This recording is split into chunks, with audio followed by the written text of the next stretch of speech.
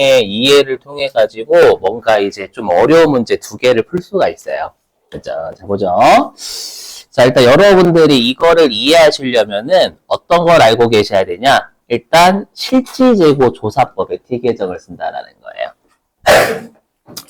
이제 뭐 시험에 내진 않아요. 상품은 실지재고 조사법의 T계정을 사용한다 이렇게 출제하지 않습니다. 어려운 거 대비하려면 요거가 일단 기본적으로 깔려 있어야 돼서 그래요. 자, 보죠. 한번 예를 들어보겠습니다. 자, 일단 기초의 상품 수량은 300원, 상품은 300원이 있대요. 그리고 여러분들 배우셨지만 상품은 단기에 순매입하면 증가하죠. 그게 700원이라고 가정하겠습니다. 자, 근데 우리가 이제 그러면 상품은 총 1,000원어치를 판매할 수가 있는 거예요. 자, 근데 이제 실지재고 조사법은 매출 원가를 알 수가 없어요. 왜 몰라요? 판매 기록 안 하니까 판매한 걸 기록하지 않아요. 안 하기 때문에 매출 원가를 모릅니다. 그래서 실지재고 조사법은 기말에 그냥 창고를 먼저 들어가서 재고를 세요. 세봤더니 기말에 상품 재고는 200원어치가 있고 실지재고 조사법이니까 실지재고 조사법에 따른 기말 재고가 되는 거죠. 실지재고.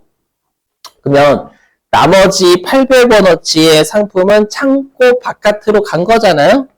창고 바깥으로 나간 상품 있죠. 이거를 실지재고 조사법에서는 다 팔려서 나갔다라고 봐요. 그냥.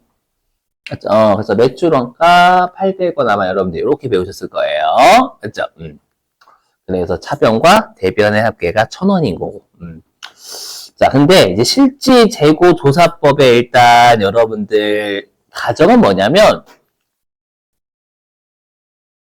요거예요. 여기 실지재고 조사법은요. 여기가 기본적으로 잡혀야 돼요. 일단 창고 바깥으로 나간 건 무조건 전부 팔려서 나갔다라고 전제를 그냥 깔아버려요, 무조건. 그죠? 근데 이것 때문에 이제 발생하는 게 이제 어려운 문제 푸는 거예요, 우리가. 뭐 어떤 문제가 있냐면, 이 800원어치의 재고가요, 만약에 우리가 이제 도둑이 다 훔쳐서 나가버린 거예요, 도둑이. 그럼 다 도둑이 훔쳐서 나갔으면 매출 원가는 없어요. 그렇죠? 실제 매출 원가는 없어요. 그죠? 없는데 그냥 실제 지어서 구매한 것만 기록하고 그냥 기말에 창고 한번 들어가서 끝내버려요 그냥. 그죠? 끝내기 때문에 그래도 그냥 매출원가 800원으로 봐요. 도둑이 훔쳐가도 그냥 창고를 기말에 들어가지고 그냥 구매한 것만 기록하고 판매한 건 안 보거든. 그죠? 그래서 매출 원가를 과다하게 적을 가능성이 좀 존재를 해요. 맞죠? 맞죠? 이게 전부 다 팔려서 나갔으면 매출 원가는 800원이 맞지만, 맞죠? 팔려서 나가지 않은 것도 팔렸다라고 보면 무조건 봐요. 맞죠? 왜 팔린 걸 기록 안 하기 때문에 그런 문제가 발생한다라는 거예요. 자, 그래서 나온 게 여러분들이 이제 회계 1급 때 배우시는 선적지 인도 조건 그런 거죠. 자, 빨리 설명 좀 해볼게요. 자, 기말 대고자산에 포함될 항목의 결정이라는 게 뭔지. 우리가 여기서 보실 게 왜 기말 재고에 포함을 시키냐라는 거. 자, 우리가 방금 매출 원가를 실지재고 조사법에서 이렇게 구했죠. 기초 상품에서 매입액 더하고 기말 상품 빼서 매출 원가 이렇게 구했잖아요. 근데 실지재고 조사법에서 이 800원의 매출 원가는 정확한 뜻은 창고 바깥으로 나간 재고가 정확하다라고 했죠. 실제로는요. 여기에요. 맞죠? 이게 정확한 말이에요. 정확한 말. 자, 그래서 회사가 이제 분석을 해봤대요. 창고 바깥으로 나간 800원의 재고가 어떻게 나갔나라고 보니까 700원어치는 정말로 팔려서 나갔대요. 근데 나머지 100원은 우리 회사가 100원짜리는 잠시 이제 뭔가 이제 창고에서 예전에 한번 도둑 맞은 적이 있어가지고 혹시나 도둑 맞을까봐 우리 회사 사무실에 잠깐 보관하고 있대요. 그래서 이렇게 그래서 우리 기타다라는 건 우리가 창고 바깥으로 나갔지만 팔리지 않은 재고다라는 뜻이에요. 맞죠? 그러면 요 사례에서 매출 원가는 정확하게 얼마예요? 700원이에요, 700원. 700원인데 여기 실질재고서법에서 매출 원가 800원 적어놨잖아요. 그럼 800원을 700원 되게 만들어야 돼요. 기말에. 기말에. 그러면 우리가 실질재고조사법은 계산 논리상 기초상품에다가 단기상품 매입액은 기록하는 거니까 맞는 숫자고, 그럼 당연히 이 매출원가를 700원으로 맞춰주기 위해서는 빼는 기말상품에서 조정할 수밖에 없다라는 거예요. 그렇죠? 그래서 어떻게 하냐면 요 매출원가가 700원이 돼야 되잖아요. 근데 지금 기말상품이 창고 들어가니까 200원밖에 없었죠. 200원 이렇게 적었잖아. 그렇죠? 근데 얘를 어떻게 해야 매출원가가 700원이 되냐면 얘가 300원이 돼야 돼요. 그렇죠? 300원이 돼야 되니까 요 100원의 재고 있죠? 요 100원의 재고란 팔리지 않고 나간 재고요. 팔리지 않고 나간 재고가 있다면 개념적으로 우리 회사 기말에 창고에 있다라고 개념적으로 실제로 다시 창고로 들어놓는 게 아니라 개념적으로 있다라고 생각하고 더해주는 거예요. 그래서 시험에 얘를 어떻게 출제하냐면 이렇게 출제해요. 이 사례 놓고 보면 기말에 회사가 창고에 들어가서 실제로 조사를 해봤더니 200원의 재고가 있고 그 다음에 사무실에 보관하고 있는 재고가 100원이 있다. 이렇게 출제하는 거예요. 그러면서 이제 우리가 이제 자동 결산으로 입력을 하라고 하는 거지. 그때 200원 입력하면 지읒되는 거예요. 300원 입력해야 돼. 왜? 매출원가는 700원이 돼야 되거든. 그러면 기말 상품은 300원이 돼야 정확한 매출원가 700원이 나온다라는 거예요. 그래서 왜 우리가 기말 재고에 개념적으로 가산을 하냐면 무조건 창고 바깥으로 나간 건 매출 원가화 시키거든요. 근데 창고 바깥으로 나간 것 중에서 팔리지 않은 건 매출 원가가 되면 안 돼요. 되면 안 되는데 매출 원가에 들어가 있잖아요. 있으니까 매출 원가가 되지 않게 하기 위해서 우리가 빼는 기말 재고에 개념적으로 더한다라는 거예요. 알죠? 그래서 매출 원가가 되지 않게 하기 위해서 빼는 기말 재고에 개념적으로 더하는 거예요. 자, 그러면 요건이 있는데 시험에 이 요건은 제가 이해를 돕기 위한 요건이지 시험에 안 나와요. 이해를 돕기 위한 요건. 자, 그러면 언제 기말 재고에 개념적으로 더하냐라는 겁니다. 일단 창고 바깥으로 나가요. 그럼 다 매출 원가화 시키는 게 실질재고사법이에요. 그렇죠? 근데 팔리면 안 돼요. 그렇죠? 팔리면 그건 매출 원가 맞아요. 그렇죠? 팔리진 않아야 돼. 그렇죠? 그리고 이 사무실에 보관하고 있는 재고는 내 재고예요. 맞죠? 그래서 내 재고, 내 거다. 그래서 이 세 가지 요건을 모두 만족할 때 개념적으로 여러분들이 기말 재고에 더하시는 게 말문제 잘 나오지. 그 다음에 계산 문제도 나오지. 실기 또 나오지. 진짜요? 실기 예고 있어요. 실제. 다시 보죠. 자, 그럼 첫 번째 우리 그러한 항목이 미착품 또는 운송 중인 상품 해볼게요. 자, 일단 해보죠. 자, 미국에서요. 우리나라에 지금 구두를 수출하는 거예요. 구두를 수출하고 우리나라는 지금 구두를 사는 겁니다. 그렇죠? 근데 지금 운송 중이니까 지금 태평양 한가운데로 구두를 실은 배가 오고 있는 거예요. 그렇죠? 그럼 이게 이제 미착품인데 문제는 뭐냐면 날짜가 12월 31일이다라는 거예요. 그러면 12월 31일이면 이때는 모든 나라가 대부분 이때 결산하잖아요, 회사들이. 그럼 결산을 할 때 가장 중요한 건 재고자산 파악이고 매출 기록하는, 매출과 매출원가, 제조기업이면. 또 기록해야 되는데, 문제는 지금 12월 31일 날 구두가 배에 있어요, 지금. 그럼 이거는 미국 것도 아니고 우리나라 것도 아닌 거예요? 배 거야? 그렇긴 좀 애매하잖아요. 배재고는 아니잖아요. 그래서 누구의 재고로 볼 것이냐를 무역거래에서 있는 걸 회계가 따온 겁니다. 그래서 무역거래에선 이렇게 기말에 운송 중인 건 누구의 재고로 볼 것이냐를 가정을 해요. 그게 여러분들이 배우셨던 선적지 인도 조건하고 도적지 인도 조건이에요. 그래서 선적지는 우리가 판매자가 배를 싣는 거니까 판매자가 있는 곳이 선적지가 되겠죠. 그리고 도착지는 당연히 구매자가 있는 곳이 도착지. 핵심은 뭐냐? 요 선적지 인도 조건과 도착지 인도 조건의 핵심은 뭐냐면 구매자의 것이 되긴 하거든요. 언젠가는 한국에 올 거란 말이에요. 그게 핵심이에요. 구매자의 것이 언제 되느냐가 핵심입니다. 그러면 선적지 인도 조건은 언제 구매잡게 되냐면 판매자가 배에 실기만 하면 바로 구매잡게 돼버리는 거예요. 이게 핵심이고요. 그럼 도착지 인도 조건은 구매자한테 도착을 딱 해야 그때 구매잡게 되는 거예요. 이렇게 이게 가장 중요합니다, 여러분들. 그러면 이제 우리가 선적지 인도 조건과 도착지 인도 조건은 누구의 재고로 개념적으로 볼 것이며 누구의 재고는 아닌 걸 다 파악한단 말이에요. 그죠? 그래서 보시면 자, 그러면 선적지 인도 조건은 선적하면 바로 누구게 돼요? 구매자 거. 그러니까 선적지 인도 조건은 구매자가 개념적으로 더하면 돼요. 그렇죠? 굳이 이 두 가지 요건 안 따지셔도 돼. 그렇죠? 얘는 왜냐 복잡하니까. 그러면 선적지 인도 조건은 선적하면 바로 판매자는 판 겁니다. 그렇죠?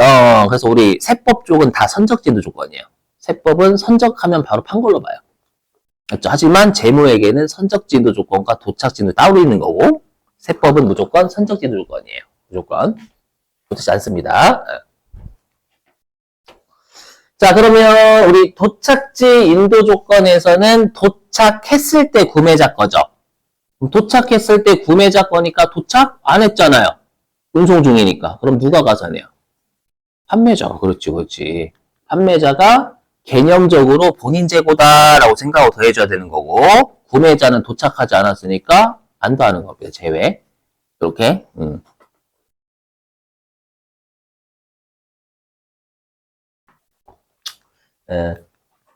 자, 그 다음에 이제 위탁 판매. 좀 피곤해 하시는 것 같으니까 좀 에어컨 좀 낄게요. 피곤하시면 이제 18도? 이제 에어컨 18도? 이제 어차피 내 돈 안 쓰니 괜찮아. 원장님 돈이니까. 장난. 이미 다 합의된 내용이에요, 여러분. 일러 가시면 안 돼. 합의된 내용이에요, 여러분들. 자, 위탁 판매는 여러분 배우셨지만 대신 팔아달라고 부탁하는 거죠? 그죠? 근데 여기서 좀 주의하실 게 있어요. 시험에 뭐도 출제를 최근에 했었냐면, 우리 회사가 대신 팔아주는 입장일 때도 출제를 했었어. 대신 팔아주는 입장. 자, 보면. 자, 예를 들어 볼게요. 제가 교보문고한테요, 그냥 대신 세무 2급 교재를 팔아달라라고 부탁을 했다라고 가정해 볼게요. 그렇죠? 그래서 일단 제가 세무 2급 교재가 총 100권 있는데 그 100권의 교재를 그냥 교보문고한테 다 대신 팔아달라고 했다라고 가정. 그렇죠? 그래서 100권의 전산세무 2급 교재를 다 보낸 거예요. 그렇죠? 자, 다 보냈으면 제 입장에서는 실지 재고 조사법은 창고 바깥으로 나가면 다 매출 원가화 시켜요, 무조건. 그럼 이 100개의 교재의 원가는 다 매출 원가가 됩니다. 100개가 다. 그렇죠? 근데 12월 31일에 교보문고한테 전화를 했어요. 혹시 몇 권 팔렸나요? 그랬더니 99권은 팔렸대요. 나머지 한 권은 아직 본인이 가지고 있다라는 거예요. 좀. 그러면 그 한 개의 교재는 제 거죠. 근데 제 창고에 넣고 교보문고에 있잖아요. 그리고 교보문고 안 팔았죠. 안 팔았으니까 그러면 99권만 매출 원가가 돼야 되는데 100권을 미리 매출 원가 시켰잖아. 창고 바깥 나기 때문에 99권만 매출 원가 돼야지. 그러면 개념적으로 한 권은 제 것처럼 생각을 해줘야, 실제로 팔린 99권만 매출 원가가 된다라는 거예요. 논리 이해되셨어요? 그럼 얘는 조심하시게 두 개를 다 잘 낸단 말이에요. 언제 기말재고에 가산하며 수익을 언제 인식하는가도 잘 냅니다. 그래서 우리가 위탁 판매는 언제 기말재고에 가산하냐면 수탁자가 창고에 보관 중일 때 누구의 재고에 가산해요? 위탁자의 재고에, 시험에 수탁자라고 장난 몇 번 쳤어요. 수탁자의 재고에 가산한다고 이렇게 장난. 조심, 그 위탁자 거예요. 그리고 위탁자는 언제 수익을 인식하냐면 수탁자가 팔았을 때. 이렇게. 그죠? 근데 조심하실 건 만약에 우리 시험에서 내가 수탁자래. 내가 많이 예를 들어, 자, 내가 우리 회사 창고에 들어가 보니까 1,000만원어치가 있는데, 1,000만원어치? 1,000만원어치가 있는데, 이 중에서 200만원어치는 상대방한테 물건을 대신 팔아달라고 상대방이 부탁을 한 거래. 그걸 내가 가지고 있대, 200만원어치는. 그러면 내 재고는 얼마예요? 다시, 창고를 들어가서 재고를 셌더니 1,000만원이 있는 거예요. 근데 그 중에서 200만원은 대신 팔아달라는 부탁을 받은 거야. 그 창고에 넣어놨다, 그거는. 그러면, 거기, 나중에 우리 실기 때 입력할 때 내 재고는 얼마로 입력해야 돼요? 800. 여러분, 선생님 1,000만원 있는데요? 아니, 남의 재고 200만원 가지고 있는 거잖아. 그거 남이 대신 팔아달라고. 그럼 그건 내 재고가 아니에요, 여러분들. 양아치 아니에요, 그거 양아치? 야, 네 것도 내 거, 내 것도 내 거, 이거야? 그죠? 그래서 혹시라도 여러분 내가 수탁자 입장이면 내가 수탁자로서 가지고 있는 건 내 재고가 아닌 거예요? 남의 재고니까 그때는 뺏어야 되는 거고. 이해되시겠어요? 무슨 말인지? 당연한 거, 여러분들. 넘어가고요. 자, 이제는 시송품. 자, 우리 시송품은 배우셨지만 여러분들 시용 판매 얘기하는 겁니다. 일단 한번 써보세요 라고 하는 거. 자, 그래서 제가 이제 책상을 파는데 책상 50개를 고객 50명한테 하나씩 보냈대요. 그럼 실지재고조사법에 따르면 50개의 책상이 다 매출 원가가 될 겁니다. 실지재고조사법이니까. 창고 바깥으로 나가면 다 매출 원가화 시켜요. 실지재고조사법은. 그래서 이제 네, 자전거. 자, 그래서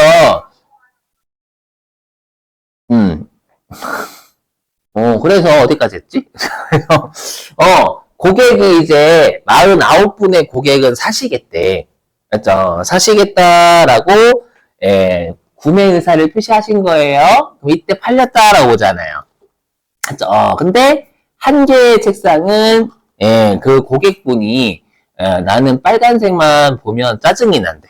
그래서 빨리 가져가라고. 그냥 한 소리야. 빨간색만 보면 난 짜증이 나는데 가져가래요. 그래서 네, 그거는 이제 가져가라고 했으니까 안 팔린 거지. 그러면 그 한 개의 책상은 제 책상이죠. 근데 제 창고에 넣고 그분한테 있잖아요. 거절하신 분. 근데 안 팔렸죠. 안 팔렸으니까 아까 창고 바깥으로 나갔을 때 다 매출 원가가 됐는데 그럼 실제로 49개만 팔렸으니까 한 개의 책상은 제 창고에 개념적으로 있다고 생각해줘야 더 해줘야 되는 거예요. 더 해야지만 실제로 구매의사 표시한 49개만 매출 원가 된다라는 거예요. 다 요 논리예요, 여러분들. 이해되세요? 그래서 언제 기말재고에 가산하냐면 구매의사 표시하지 않았을 때. 그럼 언제 수익을 인식하냐면 했을 때. 이렇게. 그죠? 자, 빨리 할게요. 좀 중요한 거 해야 돼가지고. 자, 할부 판매인데요. 여러분들 할부로 물건 팔면 물건부터 먼저 넘겨주죠.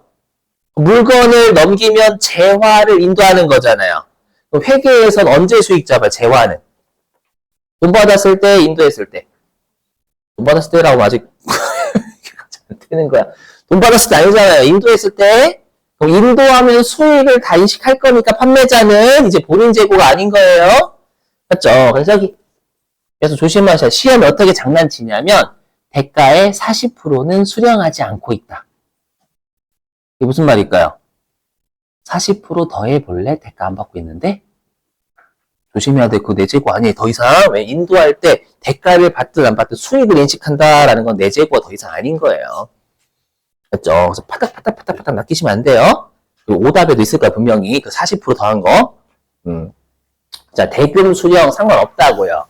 맞죠? 100% 회수 못해도 인식해야 돼. 수익 인식한 내 재고 아닌 거예요. 아셨죠? 그 다음에 반품 조건부 판매요. 자, 빨리 설명할 게 뭐냐면 우리가 반품 조건부는 물건 팔고 언제든지 반품하셔도 돼요. 이런 거 있잖아요. 그건데 일단 이거는 우리가 두 가지로 쪼갭니다. 이게 반품률을 합리적으로 추정할 수 있냐. 즉 우리 회사가 평균적으로 100개 정도 팔면 2개 정도는 반품이 되더래요. 그렇죠? 그러면 100개를 팔았을 때 다 그냥 매출로 인식해버려요. 그렇죠? 인식하고 2개는 평균적으로 반품되잖아요. 항상 회계는 우리가 실제로 반품됐을 때 비용 처리하지 않습니다. 언제 비용 처리해요? 항상 회계는 우리가 주주한테 보고를 하는 미리 비용 처리예요. 위험이 지읒될 것 같으면 미리 알려주잖아요. 그래서 대손이 미래 예상돼도 미리 비용 처리하잖아요, 여러분들. 맞죠? 왜냐면 투자자한테 정보 전달해야 돼, 반드시. 지읒될 것 같은데 아직 안 지읒됐으니까 안 알려주고 마지막에 이제 지읒됐어. 저희 지읒됐어요. 지금 알려드릴게요. 하면 주주가 놀라겠지? 죽여버리는 거야, 이렇게. 그래서 미리 비용 처리했다가 실제로 그 사건이 안 일어나면 환입하면 되는 거잖아요. 그렇게 해야 된다라는 거. 투자자를 위해서 어쩔 수 없이 경고를 해줘야 되잖아. 맞죠? 그것 때문에 그런 거, 이런 게. 그래서 어떻게 하면 2개는 미리 비용 처리합니다. 그리고 부채를 미리 잡아. 반품보증 충당부채라고. 우리 시험에 그거 안 나와. 맞죠? 안 나오니까. 괜찮아. 안 나오니까 우리는 지금 그래서 반품률을 합리적으로 추정하면 그냥 인도했을 때 수익 잡잖아요. 그럼 인도했을 때 수익 잡는다라는 거 거꾸로 얘기하면 내 재고가 아닌 거예요. 근데 반대로 반품률을 합리적으로 추정 못 한대요. 그럼 이 얘기는 뭐냐면 언제는 반품 안 됐다. 언제는 막 80% 반품됐다. 쥐라 막 장난 아니다라는 거예요. 스릴을 즐기는 거야. 그러면 이때는 100개를 팔았을 때 선수금 잡습니다. 미리. 선수금. 좀 반품률 합리적으로 추정할 수 없으니까 잡았다가 실제로 이제 고객이 살게요 라고 하면 선수금 까면서 매출 잡아요. 아시죠? 또는 반품 기간이 끝나면 더 이상 반품 안 받아도 되잖아요. 그때 선수금 까고 매출 잡습니다. 그럼 거꾸로 얘기하면 우리가 반품 기간이 끝나거나 상대방이 사겠다라고 하기 전까지 내 재고 여전히 매출을 그때 인식한다라는 건 그 전까지 내 재고다라는 거잖아요. 맞죠? 되셔요, 여러분들? 네. 자, 그럼 문제 좀 풀어볼게요. 실제로는 자동 결산인데 얘는 금액 구하는 게 중요해가지고.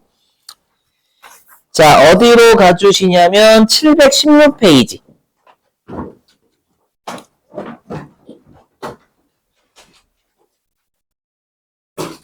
교재 716.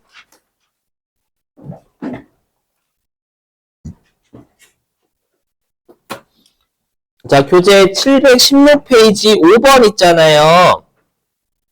716페이지 5번에 맨 위에 5번이요. 맨 위에 5번에 여러분들이 금액만 좀 구해주세요. 거기 기말 원재료는 얼마고 기말 제공품은 얼마고 기말 제품은 얼마로 해야 될지 그것만 구해주시면 돼요. 원래 자동결산이지만 여기는 금액만 구할 줄 알면 자동결산 어디 입력하는지 여러분도 아시잖아요. 믿어 의심치 않고. 자, 금액 구하기. 추가 사항까지 봐야 돼. 여기 그 문제인 그 문제. 그러니까 기말 원재료, 기말 제공품, 기말 제품은 얼만가를 구하시란 얘기예요. 716페이지 맨 위에 5번이 맨 위에 5번.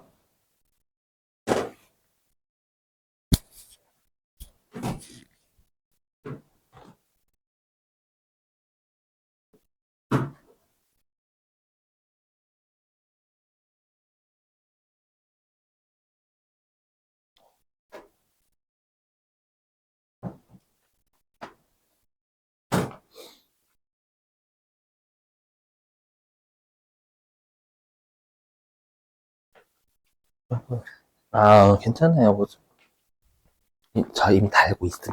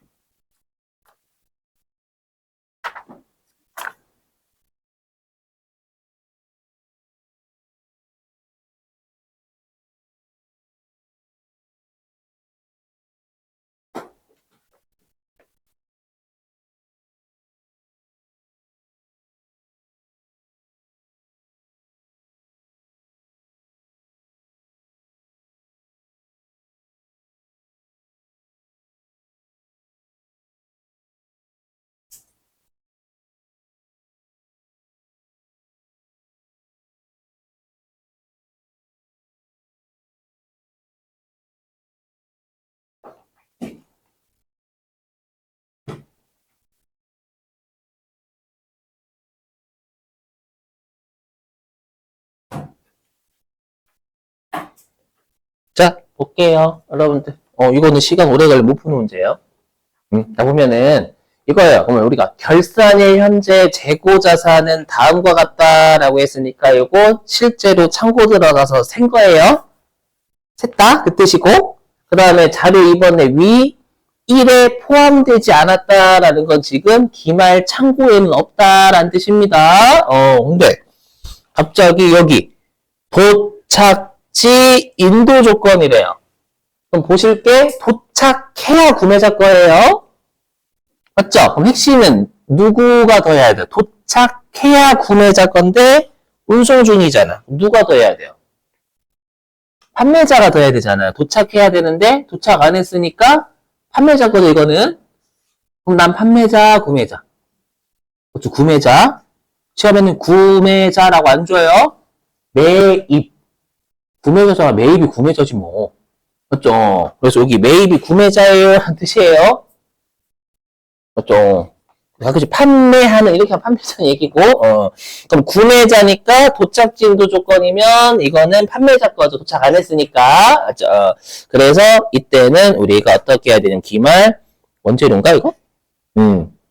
더하지 않아요. 판매자에 더하는 거지. 그래서 230만원 해서 700만원 입력하면 지읒되는 겁니다. 아주 그냥. 470만 넣는 게 답인 거예요. 오케이? 그 다음에, 여기 두 번째 점. 자, 수탁자에게 인도한 위탁 제품 딱 보시자마자 창고에 보관 중인 거 봐야죠. 그렇죠? 여기 수탁자가 판매 완료한 게 900이니까 거꾸로 500은 창고에 보관 중인 거 수탁자가 맞죠? 그럼 그 500은 내 재고에 개념적으로 더해야지. 맞죠? 왜냐면 1,400만 원 다 보냈을 때 다 매출 원가화 시켰을 텐데 900만 매출 원가가 돼야 되니까 개념적으로 500은 있다라고 생각해야죠. 그래서 이때는 우리가 기말 제품에 500 더해가지고 여러분들이 2,130만 원 입력을 해주셔야 된다라는 거예요. 이해되세요? 그 다음에 이거 계산 문제도 있다? 어디냐면 695. 695페이지.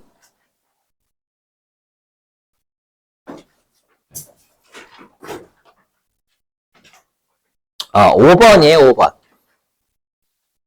695페이지 5번입니다.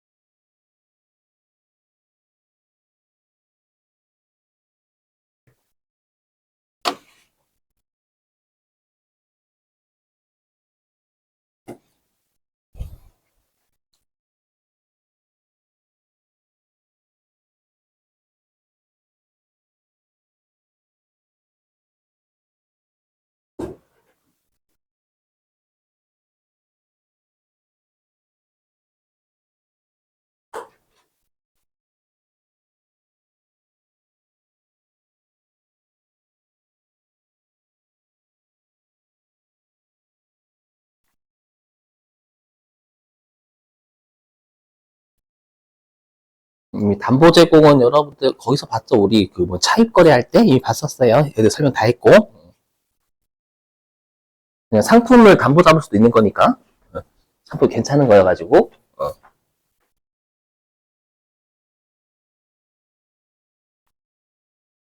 음.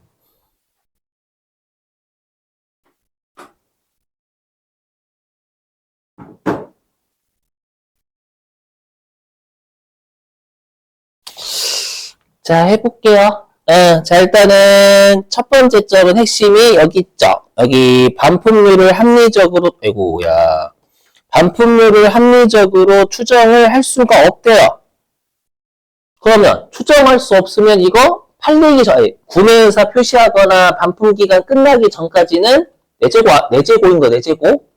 맞죠? 그래서 얘는 더해야 됨. 이게 만약에 반품률을 합리적으로 추정할 수 있다라고 하면 어차피 그냥 수익 미리 잡아버리니까 그때 내재고가 아닌 거고. 자, 그 다음에 두 번째 점. 자, 시용 판매니까 구매의사 표시 안 한 거 봐야 되겠죠. 그럼 구매의사 표시 안 한 게 얼마? 200. 100을 했으니까 200을 안 한 거잖아요. 그죠? 빨리 집에 가고 싶죠? 좀 잘하는 게 좋을 거야. 대답 안 하면 12시 50분에 끝낼 거예요. 자, 도심 농담이고. 자, 담보로 제공했대. 담보로 제공하면 실질적 소유권 이전이 안 된 거잖아요. 내가 빚을 안 갚기 전까지는 내 재고예요. 그래서 얘 더해야지. 그죠? 그 다음에 네 번째 점. 선적지래. 선적하면 바로 구매자 거죠. 맞죠? 그럼 구매자인지 봐야 되는데 구매자네. 아까 도착지니까 안 더한 거고. 맞죠? 지금은 선적지니까 바로 구매자 거니까 더해야지. 맞죠? 그럼 900, 400, 200, 200. 1700. 답은 3번이에요. 이렇게.